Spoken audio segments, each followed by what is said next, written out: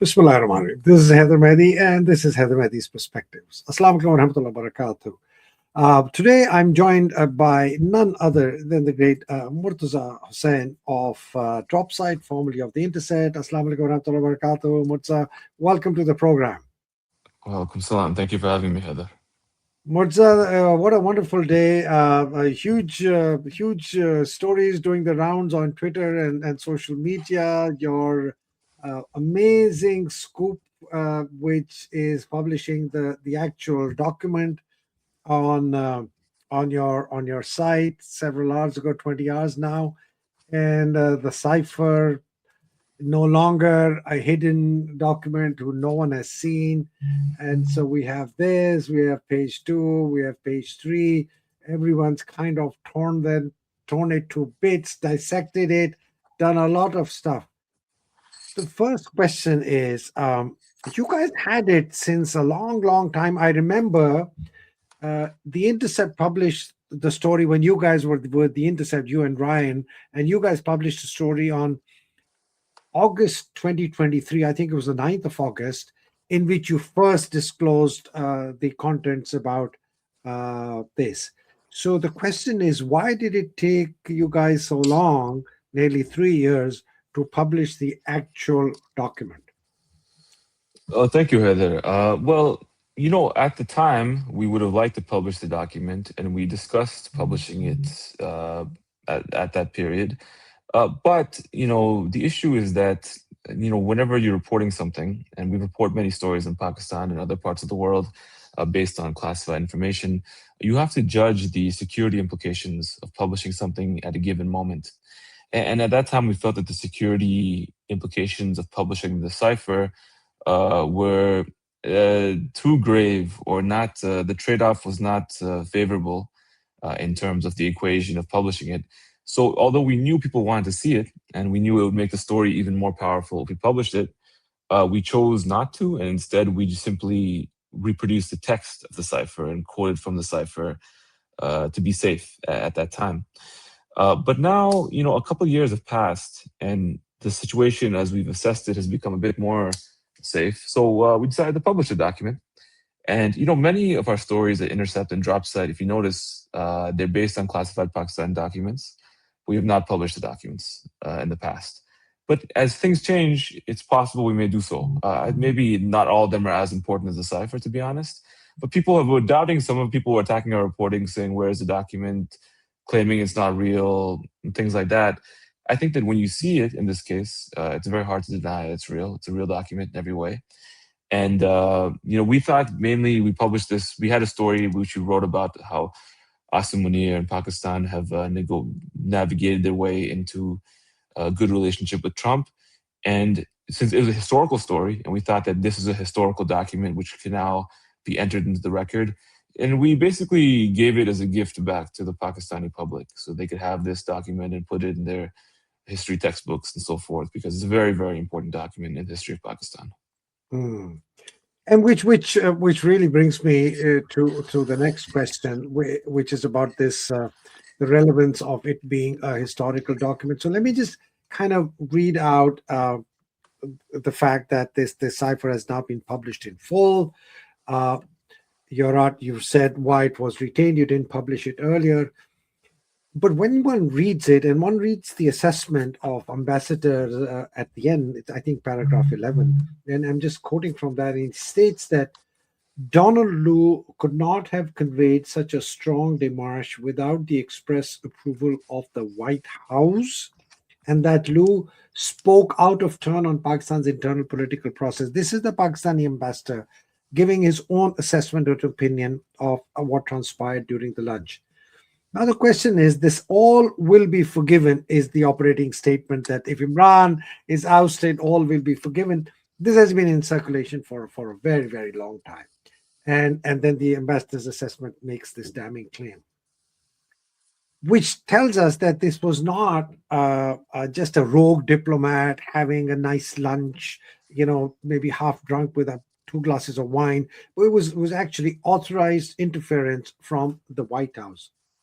So, what does this whole document had that wasn't known to people like me before? or the ordinary public?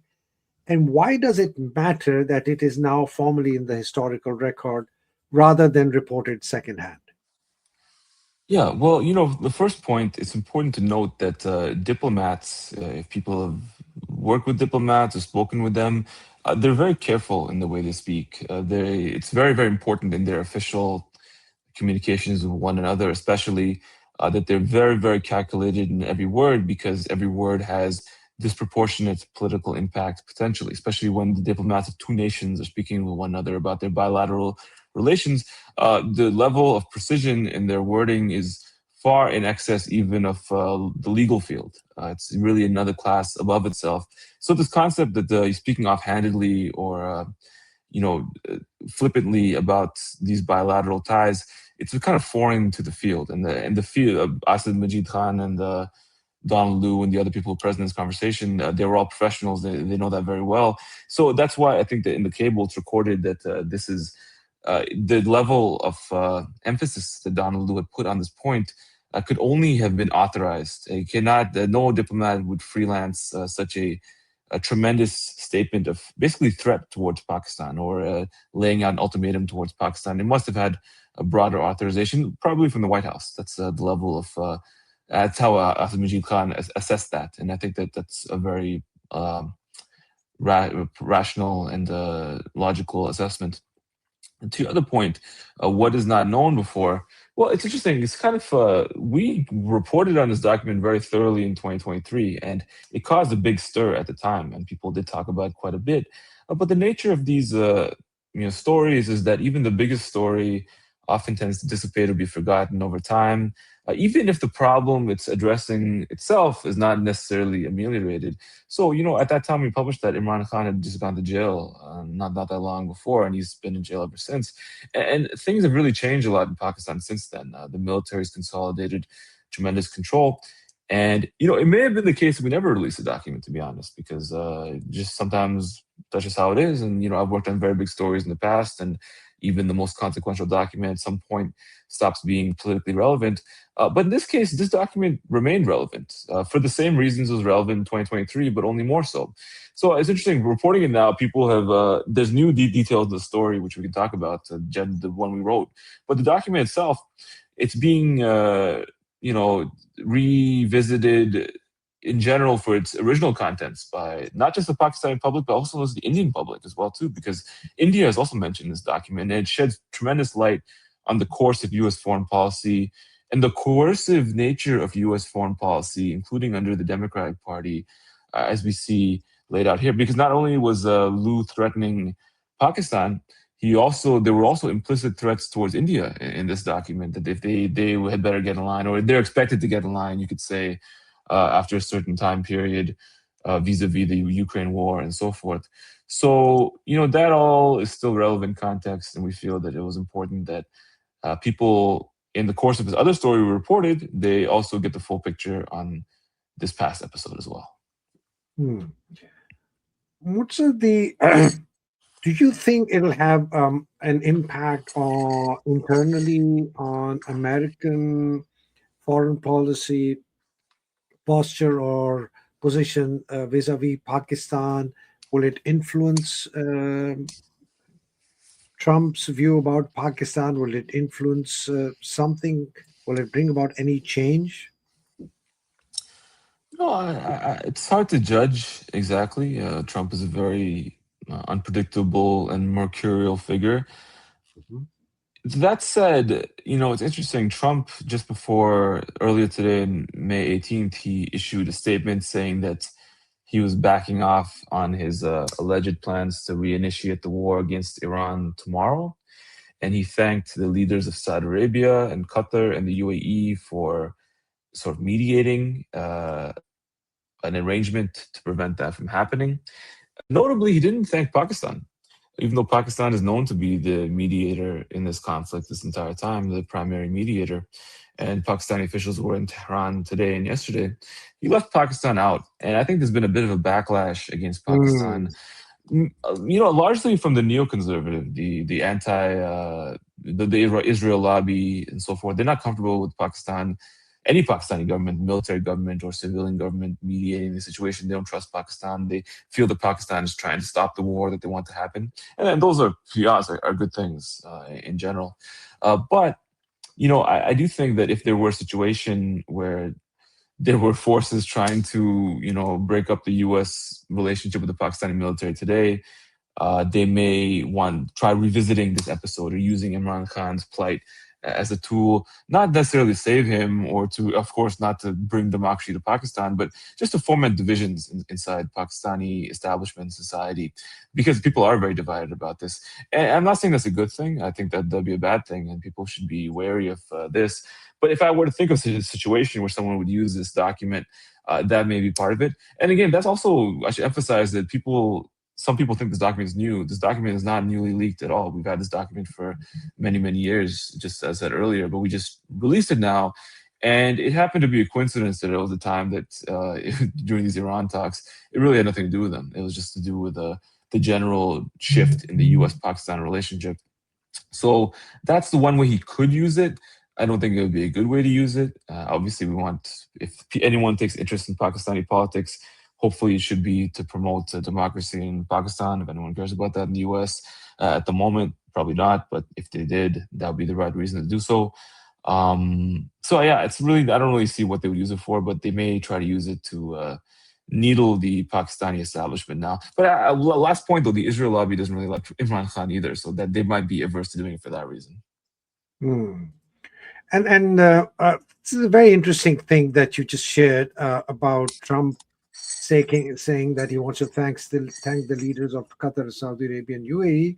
Tomorrow's attack on Iran and Pakistan's been left out after being, my favorite field marshal and a great prime minister, a great country. We've done this. We've postponed it on Pakistan's request and now completely out of the picture. That's a very significant development for Asim Munir. And a lot of commentators like yourself, myself, a lot of people have been saying that the day Trump realizes that he no longer leads his favorite field marshal, is going to dump him and flush him down the toilet. So, do you think that time is coming closer? Well, it's really hard to say with Trump because people fall in and out of his favor quite quickly. But Yeah. I get the impression that Pakistan has exploited the relationship with the United States and the corruption in the American system, making crypto deals, rare earth deals, personal deals with individuals related to Trump and people in his cabinet. So they have sort of ingratiated themselves that way. And, during the 2024 election, a lot of Pakistani Americans, even a major Pakistani political organization, actually endorsed Trump because he had suggested that he had a good relationship with Imran Khan, and they suggested that maybe he would do something to help him. And the Democratic Party was the one which was really against him, which was true. The Biden administration was the one that took place during the Cipher incident and so forth. And that didn't happen. Trump didn't really do anything for Pakistan or for Imran Khan. And I think it's because the military, to their credit in a way, very smartly knew how to exploit this person. They praised him a lot, too much, almost to a sickening level in public, praising him, flattering his ego, bribing him and his family effectively, and ingratiating themselves to him. So unless they start insulting him or their business deals fall through or something like that, I don't think that he's going to throw Asim Munir over the bridge anytime soon. And if you look at the story too that we did, a very important context is that Asim Munir has had a bad relationship with Iran historically. So perhaps there may be a reason that the Israel lobby could trust him a bit more, although they still don't trust anyone from Pakistan, in my opinion. I think a lot of that has been highlighted to say that Asim Munir does not have a good relationship with Iran. Asim Munir is very similar to Trump. He has no friends and he has no enemies. He is only self-interest to ensure that he stays in power, and everything else evolves around that. But I want to go back to Imran and Pakistan. And while there is a perspective that Imran was ousted by the Americans for several reasons. But the article that you and Waqas and Ryan said, you said that there were several red lines that Imran crossed. He said no to U.S. bases. He refused to cancel the Russian visit. The neutrality on Ukraine, the resistance to the Saudi Defense Pact, a much more assertive posture towards Washington, less submissive. So, is the core story here that Khan's removal was because he challenged the old US Pakistan military bargain and paradigm that had existed? Yes, well, partially. I think the core of it is that the U.S. really demands subservience, and it's very obvious now with Trump. He's very open about the fact that he's demanding other countries around the world to be subservient to America, uh, not just countries in what you can call the global South, but even Europe, even Canada. He's demanding total subservience to American interests. And that's the same case with Democratic Party politicians as well, too. And the Democratic Party, when it's in office, it's really no different. It's just that their public rhetoric is, a bit different around that subject. They attempt to be more act as though they're operating on the basis of some sort of values, and they're really not engaging in demanding subservience. They're just asking for partnership and things like that. But in sum and substance, in reality, we see it's quite different. And the cipher is very interesting because it gives you a rare private glimpse of how that difference really operates. So I think that they're angry about Imran Khan for the reason that he was, in their view, being disobedient. He was not getting into line about the Ukraine conflict. He was trying to be independent about it. He's trying to be neutral about it because it had nothing to do with Pakistan. And that's the same thing that India wanted to do and Bangladesh wanted to do and so forth. And that was all considered a problem. And have no doubt that they would have done the same coup in India had the Indian military been, as permeable to American influence as the Pakistani military has been. They would have loved to do that. They just didn't have the opportunity. In Pakistan, they had a means of punishing Imran Khan, which was using the military to punish him. And, the military and him were having a falling out gradually over time as well. But I think that what happened is that, and this often happens in the case of the way that the US influences foreign countries, is that it put its thumb on the scale on one side of this conflict. They saw that there was an emerging conflict between the military and Imran Khan. They intervened very strongly on behalf of the military, not just with the promises of all will be forgiven, but threats of what will happen if you don't do this. So it was really dual sided, and we saw a very rapid restoration of the U.S.-Pakistan relationship after Imran Khan was taken out, exactly as Donald Lu promised. But at the same time, what has this relationship done for the average Pakistani? Very little. Their situation has gotten much worse over time. So I think that's a really sad commentary on the nature of the Pakistani military leadership. But at the same time, we also have to point out, and people who read the story know this document was leaked to us by someone in the military who was upset, the broader military intelligence complex who was upset about this behavior, and they want to live up to these stated values of the Pakistani military to serve the Pakistani public. So, I think that's people do want the independence, they do want sovereignty. They just don't have it right now, and that's what Imran Khan was punished for. That's a very interesting thing you said. And I just highlighted that piece, and I want to share that from the Intercept, what you mentioned about uh, the source and what the source specifically said in the article. I just want to, and yeah, right here. So he spoke of the growing disillusionment with the country's military leadership, the impact on the military's morale following its involvement in the political fight against Khan, the exploitation of the memory of dead service members, the Shaheeds, for political purposes in recent military propaganda, and widespread public disenchantment with the armed forces amid the crackdown. They believe the military is pushing Pakistan towards a crisis similar to the one in 1971 that led to the secession of Bangladesh. And he said this document finally confirms to the ordinary people and the rank and file of the army what they'd long suspected about the Pakistani military and a force a reckoning and force a reckoning with the institution. So that's a massive indictment by a very senior Pakistani official who shared this thing with you guys when you were at the. And I do understand this person was a very senior person and perhaps voices the anger of a very large number of people in the Pakistan army who at this point in time are very scared and silent. What do you say to that? Absolutely, absolutely. And there were anecdotal evidence that during the 2024 election, Pakistani military officers voted for Imran Khan. A lot of people in the military voted for Imran Khan, not even because I think everyone thought he was the best prime minister in terms of his policies, but they respected him because they could see he was fighting for Pakistan's sovereignty, and he was motivated by a dispassionate interest in what he saw as the well-being of Pakistanis, the ordinary Pakistanis, which is not always in evidence from other people in the Pakistani establishment, civilian or military. So I think that there's a lot of disenchantment. And to your point, it's hard to hear from people now because the Pakistani press has been totally shut down. The only way to even report on a lot of things in Pakistan is report it the way that you're doing, from abroad, even the way that Dropsite is doing from abroad. So, you can think of all the impacts of this. But yeah, it does impact morale. And, we've done a lot of stories about this in the last couple of years at Dropsite. The military is being used for political purposes. It's being used to manipulate public opinion, to do trolling Election, online.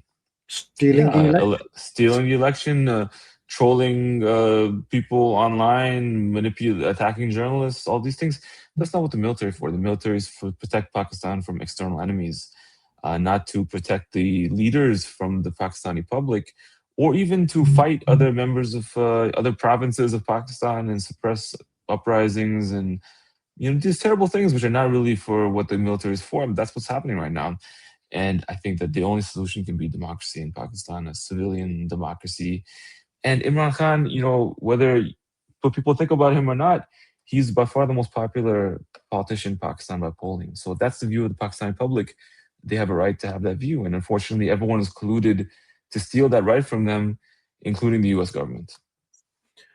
And which another story that you guys did was massive. This was on the November 26th Islamabad massacre, and how you guys actually laid out very factually with a lot of data and insight how this massacre was carried out and orchestrated and planned and masterminded by Asim Munir and the Pakistan army, and to cow the people into complete submission and a state of fearfulness that still exists today. So yes. So uh, thank you for that. You guys have done a sterling job for Pakistan. I think no one could have done the kind of job that you and Ryan and Vakas have done in exposing the uh, the treachery of of an institution that really should be defending the constitution and the country and the people of Pakistan rather than inflicting terrorism on them. So the other question really is about the nuclear command piece. One of the things that always comes up in discussions is the U.S. fear of Pakistan's nuclear assets, and they could be used or misused, against somebody or Israel or somebody. And in this article that you and Vakas and Ryan have written, that in October 2022, Bajwa tried to give American inspectors access to the sensitive Pakistani nuclear sites. I've quoted it many, many, many times because I have firsthand information of this. He went to Nadeem Zaki Manj, who was then the head of SPD, and he said, we need to do something to, the word that he used, unko lukma dena. Lukma means give a morsel in their mouth to keep them Mm. quiet. That was the conversation that happened. Nadeem Zaki and the others said, I don't think we can do that, and we shouldn't give them access, etc. So there's this. Within weeks after that, Biden made his most dangerous nation statement. That's very interesting. Bajwa does this in October 22, asks these guys, his own generals, to allow access to American inspectors of the nuclear sites. They refuse. Biden comes up with his most dangerous nation statement. Then Bajwa's gone. Asim Munir comes in. And by 2025, today, Munir now has complete, through a constitutional amendment, complete command of Pakistan's nuclear arsenal, abolishing any institutional checks and privacy.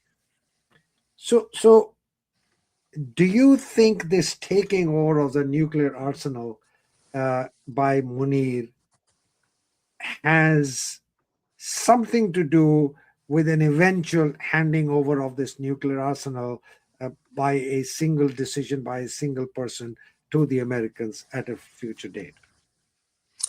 Well, as you see in the story, the Pakistan's nuclear complex was designed not to have a single point of failure institutionally.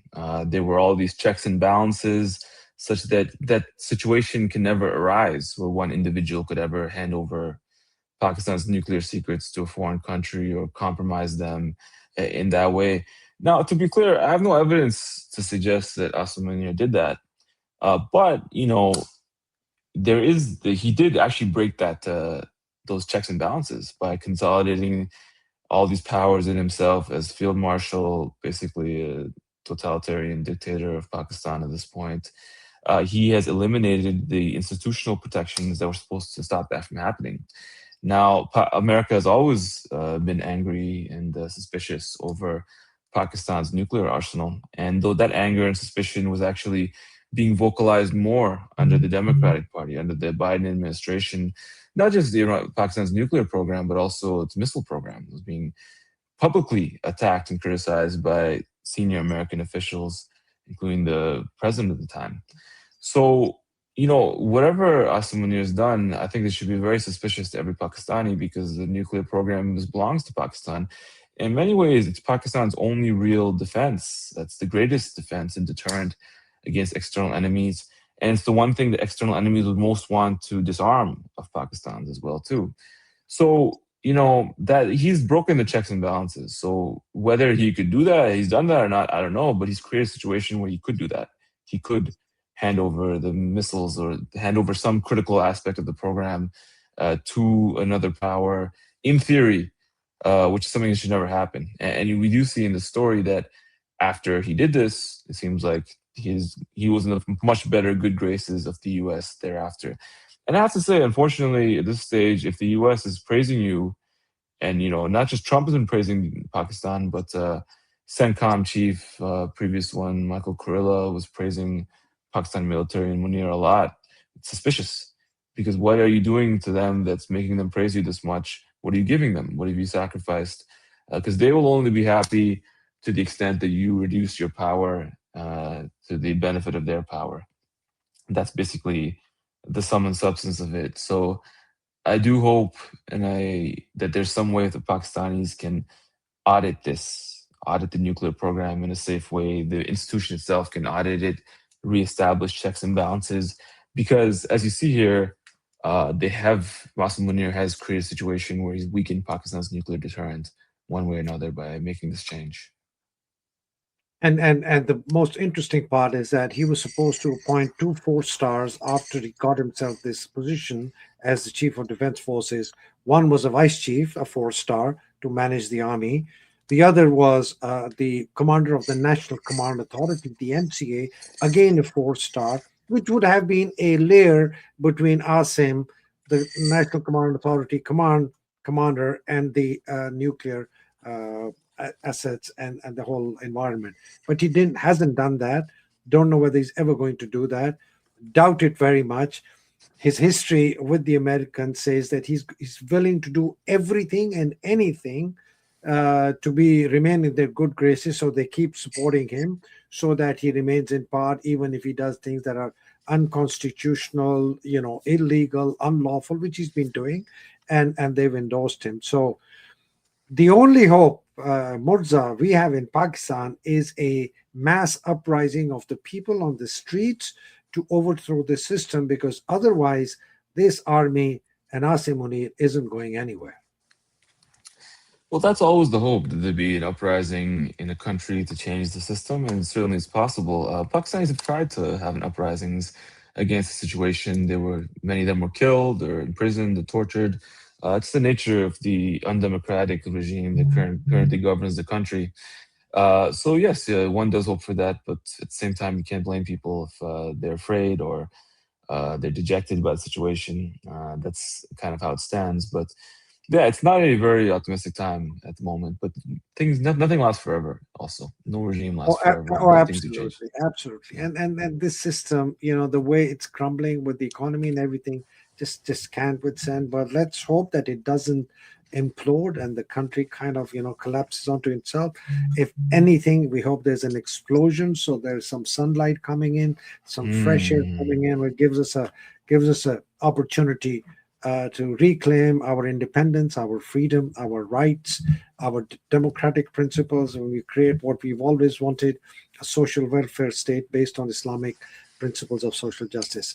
Murtaza, thank you very much. You, Ryan, and Wakas, Pakistanis owe you a great a debt for the amazing work you guys have been doing and will continue to do so.